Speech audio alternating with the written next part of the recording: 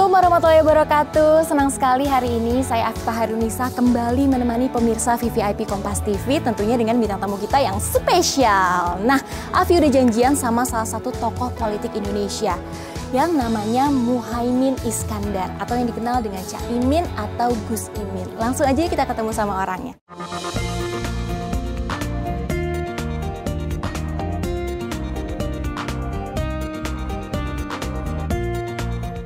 Ini terima kasih banyak kalau saya udah dikasih kesempatan waktunya dari kepadatan acaranya untuk santai-santai ngobrol sama saya ya. Cak ya. Cak Imin nih, Wakil Ketua DPR RI di bidang kesejahteraan rakyat. Kita mau lebih dekat lagi nih sama Cak Imin, boleh ya Cak? Oke. Nah, Cak Imin ini selain hobinya itu mengurusi politik ya, tapi ternyata Cak Imin juga punya hobi lain di samping itu, yaitu ngurusin burung berkicau. Betul Cak? Ya awalnya sih dilihat-lihat gitu, lama-lama melihara, lama-lama diajak organisasi, ada kontes burung dan macam-macam. Awalnya siapa sih Cak yang menularkan hobi Sebetulnya burung? ada teman saya dari Kalimantan, ngasih burung yang merdu sekali suaranya. Itu burung jalak itu. Oh, burung jalak berarti spesifik sukanya burung jalak. Kalau saya suka lovebirds. Oh, lovebirds. Iya, karena kan di pipinya tuh ada merah-merahnya gitu ya, Cak ya. Tapi Cak Imin ini nggak hanya sekedar hobi, tapi juga ada komunitasnya yang namanya Kicau Mania. Jadi dia itu nggak hanya sekedar hobi, tapi juga bisa jadi mata pencaharian. Nah, kayak orang-orang yang nangani kompetisi burung ini, aduh kaya-kaya. Berarti ada ininya kastanya tertentu begitu? Betul, bahkan kalau sudah sampai pada pengembangbiakan itu udah mahalnya. Luar biasa mahalnya ya. Nah kalau Kicau Mania ini boleh dijelasin sedikit nggak sih seperti apa organisasinya Cak? Sebetulnya Kicau Mania ini banyak sekali organisasinya di berbagai daerah secara nasional. Ada kompetisi Piala Presiden, ada piala saya juga. Saya kira hobi ini selain nikmat, menjaga kelestarian alam juga bernilai ekonomi yang sangat tinggi. Jadi burung-burungnya ini dikembangbiakan oleh organisasi Kicau Mania ini. Berarti koleksi banyak nih di rumah ya, Cak? Saya nggak terlalu, saya lebih banyak ngikutin kompetisi-kompetisi saja. Oke. Nah, selain burung nih, Cak Imin katanya juga ada hobi lain, yaitu sepak bola. Ya, itu dari kecil. Itu kan olahraga paling tua dari proses hidup kan sepak bola. Di kampung apalagi. Sejak kecil sudah main bola. Hampir semua anak laki itu hobinya bola ya, Cak ya? Dari kecil, karena memang lingkungan dimanapun di Indonesia ini bagus. Karena itu sebetulnya potensi olahraga bola itu tinggi. Karena dari kecil anak kita sudah mulai terlibat dengan sepak bola. Terakhir main sepak bola kapan, Cak? Saya sudah terakhir event ulang tahun, kemerdekaan, kemudian ulang tahun partai, paling gitu-gitu. Di sela-sela kesibukan stamina-nya masih bagus ya main sepak bola. Lu masih capek? Sudah jauh berkurang, jadi lebih hati-hati, nggak boleh nafsu lapangan yang luas begitu, karena bahaya juga kalau untuk jantung. Kesehatannya juga ya, untuk sekedar olahraga kecil nggak apa-apa lah ya. Bola itu sekarang ada sepak bola futsal kan agak kecil lapangannya, jadi lebih memungkinkan. Oh, berarti kadang-kadang main futsal juga, kadang-kadang sepak bola juga. Nah, klub favoritnya Cak Imin siapa nih? Tergantung liganya. Kalau di Inggris Chelsea. Kalau tim Indonesia, klub Indonesia siapa Cak? Klub Indonesia Arema paling. Arema. Persebaya juga. Persebaya, oke. Nah ini kan ngomongin sepak bola, Cak. Kita kan nggak jadi nih Indonesia Piala Dunia U20 tidak jadi diadakan di Indonesia. Nah itu gimana perasaannya Cak Imin? Sangat kecewa, bahkan saya bisa ikut merasakan setelah terjadinya pembatalan. Tentu tidak mudah untuk mengembalikan momentum seperti ini. Dan bukan hanya saya yang kecewa, saya kira seluruh pecinta sepak bola dan rakyat Indonesia pada umumnya kecewa. Nah harapannya Cak Imin nih terhadap persepak bolaan Indonesia ataupun olahraga-olahraga bidang lain di Indonesia seperti apa Cak?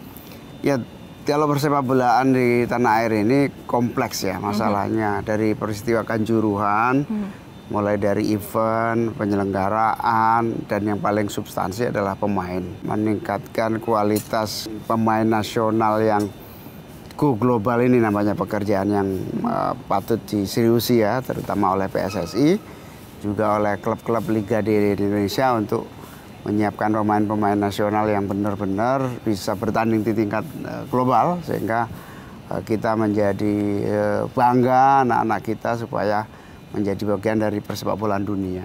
Amin. Semoga nggak cuma sepak bola aja ya Cak ya, tapi juga seluruh cabur ya. Seluruh cabang olahraga kita harapkan Indonesia tidak hanya menjadi penonton tetapi juga menjadi juara dunia. Iya dong, layak diperhitungkan Indonesia ya Cak ya. Betul. Oke, kita sambil jalan-jalan lagi yuk Cak, cari tempat duduk santai kali ya Cak ya. Boleh, ayo.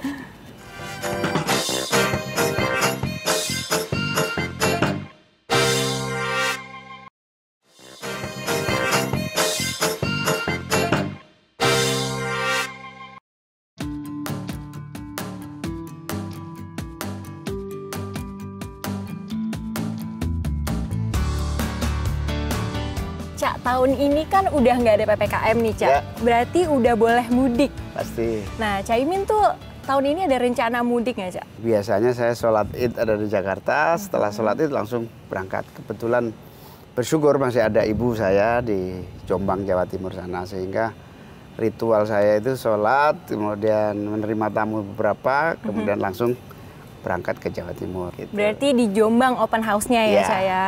Itu biasanya kalau misalnya lagi mudik kayak gitu yang paling Cak kangenin nih dari kampung halaman apa sih Cak? Tentu makanan. Betul. Ya.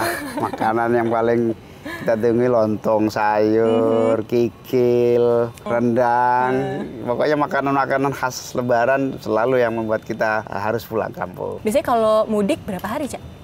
Saya tidak lama, paling 5-6 hari menerima tamu di sana, kemudian bersilaturahmi kepada yang lebih senior, lebih tua. Lalu sampai sini hari ke-7 terima tamu lagi di Jakarta. Berarti kembali lagi ya, kembali lagi langsung menyambut tamu-tamu politiknya ya, gitu ya Cak. Open house lagi. Open house lagi di Jakarta. Nah Cak, ini kan karena tahun-tahun pertama setelah tidak adanya COVID. Betul. Ya Cak ya. Ada nggak sih Cak antisipasi untuk lonjakan mudik di tahun 2023 ini? Ya, tentu ada persiapan-persiapan yang lebih untuk tahun ini karena prediksinya akan ada jumlah pemudik yang tinggi karena sudah bebas COVID. Ini ada 3 langkah-langkah yang dilakukan. Yang pertama lintas sektoral. Dalam rapat kerja kita undang lintas sektoral, mulai kesehatan, perhubungan, kemudian PU yang menyiapkan sarana dan prasarana. Lalu rapat berikutnya khusus menyangkut antisipasi harga-harga barang, inflasi, kenaikan harga terutama pasca Ramadan. Yang ketiga tentu menyambut arus balik. Tentu ada 3 pekerjaan rumah, urbanisasi yang tinggi, orang berbondong-bondong ikut ke kota besar, yang kemudian pengangguran baru di kota-kota besar. Problem yang ketiga ya, jangan sampai kebutuhan pangan itu tidak tersedia di tanah air kita, terutama kerumunan baru atau munculnya jumlah masyarakat yang berkumpul di lokasi mudik maupun di tempat arus baliknya. Nah, ada perbedaannya nggak sih Cak, mudik di tahun ketika COVID sama mudik sekarang ini Cak? Pasti. Dari segi budgetingnya mungkin? Ya tentu waktu itu karena jumlahnya terbatas ya, dibatasi dan bahkan dilarang beberapa kali. Tentu banyak yang kos-kos yang tidak digunakan. Nah kalau menuju normal ini, biaya-biaya yang akan keluar misalnya memperbaiki infrastruktur jalan, itu terbesar. Jalan yang memfasilitasi arus mudik. Yang kedua tentu sarana dan prasarana kesehatan, kemudian polisi dan keamanan, kemudian menghindari kriminalitas, itu juga cukup besar untuk mengantisipasi keamanan di masa-masa mudik ini. Tapi Cak, kita ngomongin soal Lebaran. Nah, mudik itu kan pulang ke kampung halaman sama dengan kayak wisata gitu ya Cak ya. Dan itu pasti juga akan berpengaruh nih ke sektor perekonomian dan juga sektor pariwisata. Pengaruhnya tuh sebesar apa sih Cak? Jadi tradisi mudik ini kekayaan yang luar biasa. Banyak manfaat yang didapat dari proses tradisi mudik ini. Yang pertama, terjadi distribusi uang di daerah. Karena orang-orang yang bekerja di kota, para kaum urban ini pulang kampung, berbagi di daerahnya atau belanja di daerahnya. Yang kedua wisata. Wisata ini semuanya laku. Tidak ada yang tidak membeludak. Semua terutama yang sudah besar-besar. Nah, bersyukur hari ini banyak desa-desa wisata yang tumbuh. Itu dana-dana pemerintah yang diberikan kepada desa banyak digunakan untuk revitalisasi atau penciptaan daerah-daerah wisata baru. Banyak sekali sekarang, mulai dari wisata alam di daerah, kemudian wisata yang berbasis budaya, ada juga wisata yang event, dalam artian kegiatan yang dibuat hanya untuk menyambut para pemudik. Jadi bersyukur wisata tumbuh, terutama wisata lokal yang sekarang ini kreatif. Sawah saja, sekarang sawah diolah menjadi view yang bagus, kemudian tempat makan yang nyaman, wah laku sudah. Yang penting Instagramable, Cak, sekarang. Instagramable. Instagramable. Kalau Cak Imin nih ada rencana pariwisata kemana mungkin saat nanti mudik? Biasanya ada beberapa lokasi yang saya lalui. Misalnya kalau saya di Jawa Timur tidak kurang dari 4 kabupaten ya yang kita lalui. Paling tidak ada 2 sasaran selain silaturahmi, kita ke kuliner dan tempat wisata. Surabaya, Malang, Mojokerto. Itu pasti kita mampir di lokasi-lokasi wisata. Setidaknya foto. Setidaknya buat update di sosmed ya, Cak ya? Setidaknya meninjau. Sekalian situasi, meninjau juga. Pekerjaan juga. Sambil kerja pokoknya. Sambil bekerja. Ya? Jadi kita turun ke daerah itu sekaligus ngecek situasi.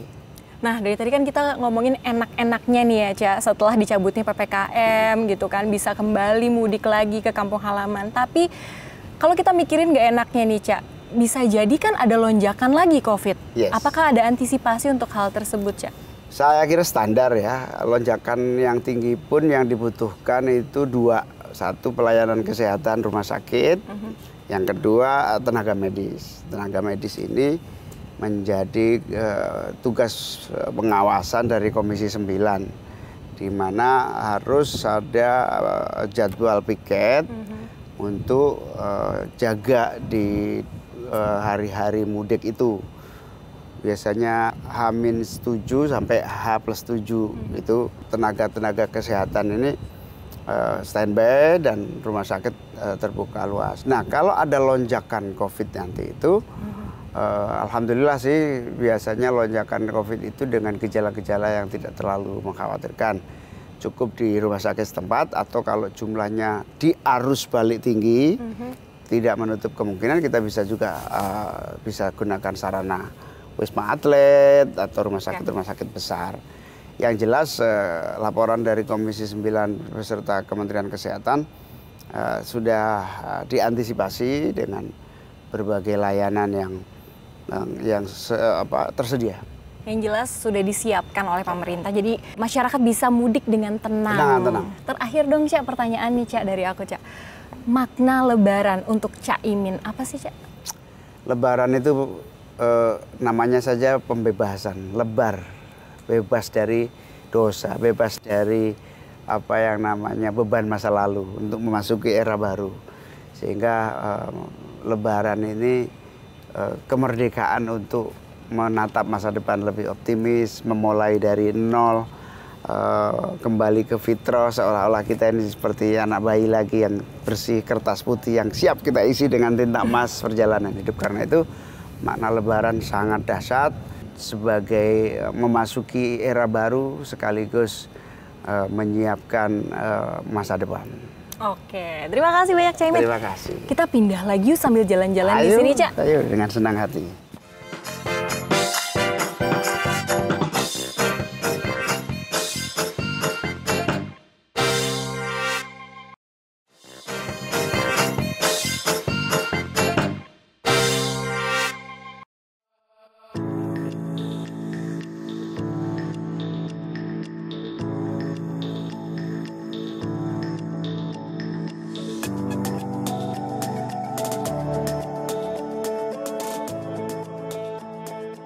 Sempat ramai jadi perbincangan masyarakat nih, Cak. RUU PKS yang membahas soal kekerasan seksual akhirnya disahkan nih. Mau minta tanggapannya dulu dari Cak Imin.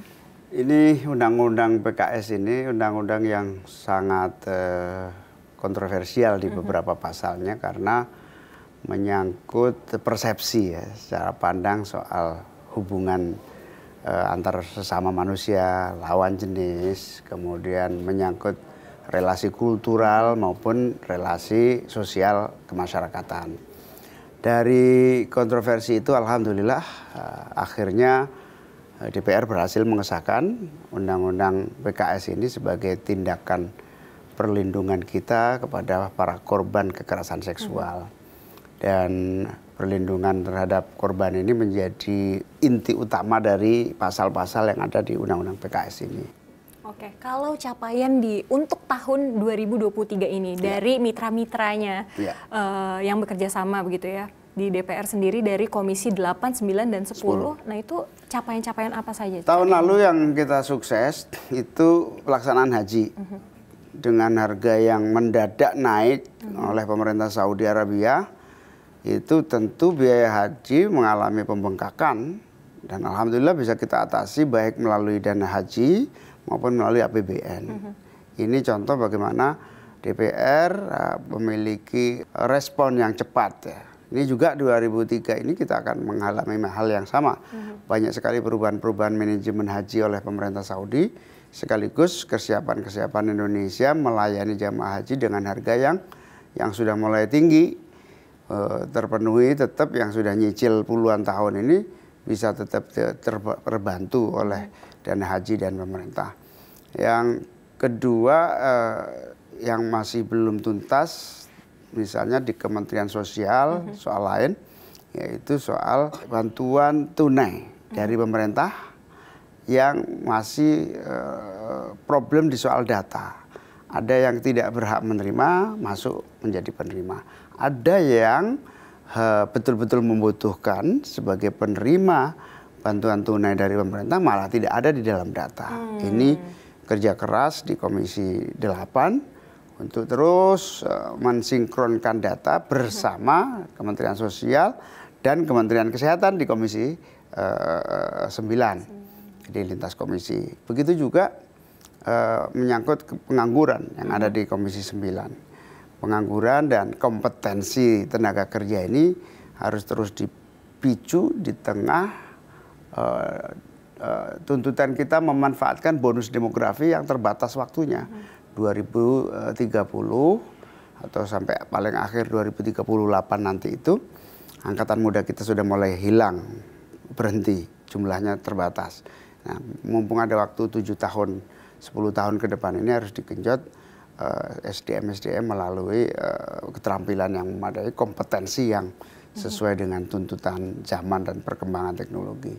Ini di Komisi 9. Lalu ada juga perlindungan tenaga kerja Indonesia yang ada di luar negeri, terutama migran workers atau pekerja migran yang di daerah-daerah rawan masalah Timur Tengah misalnya, yang ilegal, itu menjadi concern. Bahkan kita membentuk tim khusus dari DPR yang terus menjadi tim pengawas khusus penanganan tenaga-tenaga buruh migran kita, pekerja migran kita yang ada di berbagai negara, termasuk di Malaysia yang juga mengalami masalah-masalah, juga kalau di Timur Tengah dan negara-negara Barat yang banyak yang butuh perhatian karena banyaknya masalah. Di Komisi 10 juga ada pengawasan yang tidak boleh berhenti menyangkut penyelenggaraan pendidikan tinggi ya, di mana pendidikan tinggi kita juga harus menjadikan kesempatan ranking perguruan tinggi kita ini masih rendah. Di tingkat dunia kita itu paling-paling di ranking 200. Kita harus kerja keras lagi supaya ranking kita naik di level yang lebih baik. Kualitas pendidikan tinggi dan menengah kita ini juga harus terus diawasi. berarti sangat banyak ya Cak ya, capaian-capaian yang harus 8, dikejar. 9, 10 itu memang menyangkut manusia ya, menyangkut kesejahteraan. Dan itu krusial semuanya ya Cak ya, untuk pertumbuhan masyarakat kita yang lebih maju lagi, begitu ya Cak. Cak, tapi nih Cak, dari serangkaian kegiatan ataupun capaian-capaian yang ingin dikejar oleh DPR, itu kan positif semua tadi kita sudah dengar. Cuman tidak bisa dipungkiri bahwa pandangan masyarakat terhadap DPR itu kepercayaannya sudah sangat menurun nih Cak. Nah, sebagai anggota DPR mungkin dari Cak Imin, bagaimana sih cara kita untuk dekat dengan rakyat dan membuat agar rakyat kembali percaya lagi dengan DPR? Ya, itu risiko. DPR ini lembaga tong sampah. Kenapa tong sampah? Misalnya kalau ada kasus pembahasan undang-undang perampasan aset gitu ya, sebagai follow up dari pemberantasan korupsi. Beban masalahnya ada di pemerintah karena draft dari pemerintah. Karena bahan-bahan materi undang-undangnya itu sumbernya dari pemerintah. Nah, tapi kalau pemerintah belum siap, yang disalahkan DPR. Jadi memang tong sampah. Di sisi yang lain memang DPR ini isinya macam-macam. Ada dari ujung ke ujung ada di situ. Kalau ada oknum, kemudian digeneralisir menjadi kesalahan bersama. Jadi 550 anggota DPR ini kan tidak semuanya bisa dikontrol. Individu-individu macam-macam. Tapi kalau satu saja berbuat salah, itulah seperti begitu. Peribahasa ya Cak ya. Akibat nilas titik rusak susu sebelanga. Itu risiko DPR. Tapi kalau DPR itu sebagai cermin dari masyarakat, ya memang selagi masyarakatnya tidak kontrolnya tidak bagus, proses pemilihannya tidak bagus, ya siap-siap. Makanya saya mengundang orang-orang baik untuk menjadi anggota DPR. Ayo isi DPR, jangan hanya mencela DPR, masuklah ke dunia politik, jadilah DPR supaya orang-orang baik menguasai DPR. Wah, setuju, jangan bisanya cuman komentar dengan jempolnya tapi ikut berpartisipasi juga ya Cak ya. Masuk politik, menguasai DPR, perbaiki DPR. Oke, kalau gitu terima kasih banyak. Terima kasih, senang sekali. Senang sekali nih Cak. Nah, abis ini langsung mudik Cak? Ya tentu, saya hari ini langsung terbang pulang kampung, menikmati lebaran. Oke deh, salam untuk keluarga di rumah ya Cak ya. Terima kasih. Nah, itu dia tadi bincang-bincang kita dengan Cak Imin nih, Wakil Ketua DPR RI di bidang kesejahteraan rakyat. Nah, boleh nggak sih Cak kita ucapin selamat lebaran dulu untuk masyarakat yang sedang merayakan? Tentu kepada seluruh masyarakat bangsa Indonesia. Saya ikut berbahagia dan bersyukur. Selamat Hari Raya Idul Fitri 1444 Hijriah. Minal aidin wal faizin. Mohon maaf lahir dan batin.